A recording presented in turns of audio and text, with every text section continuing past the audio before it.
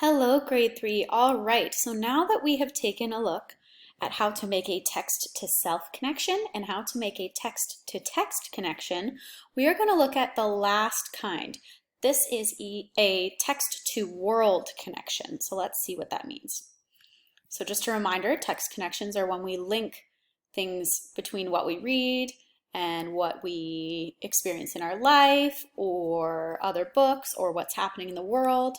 And text, it can be anything that we read or a movie we watch or a poem or a song or a journal entry. So today we're focusing on text to world. All right. So text to world connections are connections we make to events and things happening in our world. So here are some questions you can ask yourself when you are reading a story. You can ask yourself, what does this remind me of in the real world? Or how is this text similar to things that happen in the real world? Similar means the same or almost the same. You could ask, how is this text different from things that happen in the real world? And you could ask, how did that part relate to the world around me? Sorry, that should say how. So here are some examples. When I read that Ronald Durkin was teasing Molly Lou Mellon, it made me think of Pink Shirt Day around the world, where people stand up to bullies. So notice how it made me think of something that happens in the world.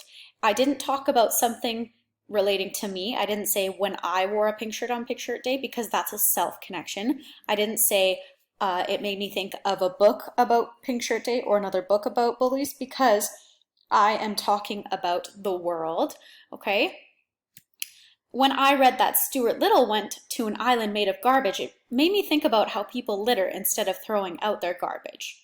So once again, it's making me think of something that happens in the world, but it's not specifically related to me or to another book. So let's take a look and try to make some connections. This one says, oh, it keeps skipping, sorry. Cody's class went on a field trip to the zoo to see an unusual exhibit. Giant pandas from China were there for a special visit. Cody watched as one of the pandas nibbled on a long piece of bamboo.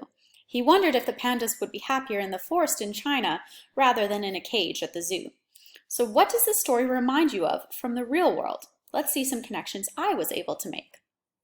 I said that when I read about the giant pandas visiting the zoo, it reminded me of when giant pandas came to visit the Calgary Zoo back home in Canada. I also said when I read that the reader was wondering if pandas would be happier living in the forest, it reminded me of some global organizations that work to keep animals free and wild, okay? Let's take a look at this one. It says, Allie and her family stared up at the moon. Slowly they watched as the shadow of the earth moved across the giant white circle. Soon the moon was completely covered and the sky was dark. That's a lunar eclipse, said her father. Awesome, Allie replied. So what does this story remind you of from the real world? Let's see some connections I was able to make. I said that when I read about the lunar eclipse, it reminded me of the one that happened in 2018. Everyone had to wear goggles to protect their eyes while they watched. So that actually happened.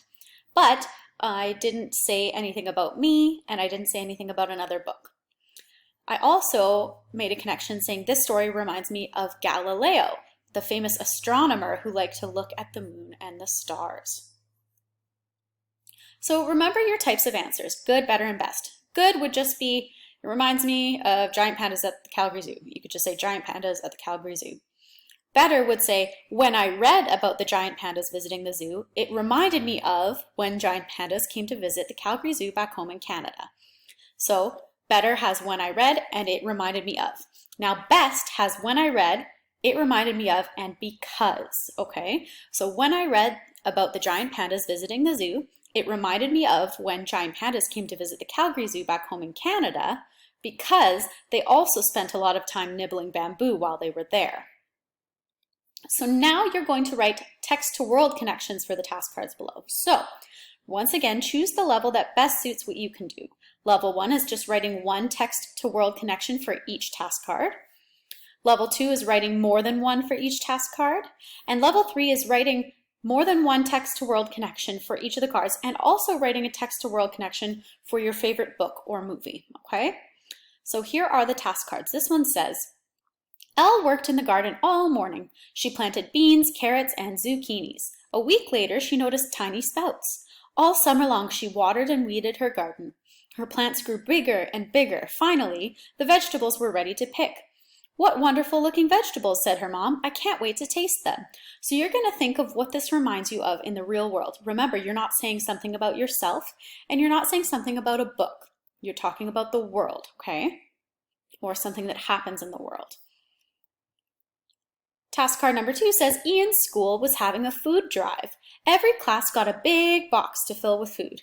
Kids were bringing canned goods and other foods that would not spoil to donate to the food bank. Ian's mom had given him food to donate, and so had some of the neighbors. The box in Ian's class was almost full. So once again, take a look at each little detail and write down what it reminds you of out in the world, okay? So you could talk about food drives, you could talk about donation, you could talk about foods, it's whatever it makes you think of in the real world.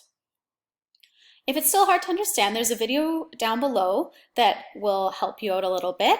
What this teacher is doing is she's reading a story and then she is making a text-to-world connection, so you can see it in action, okay? Or you can join one of the small group Zoom sessions and ask me for some help, okay?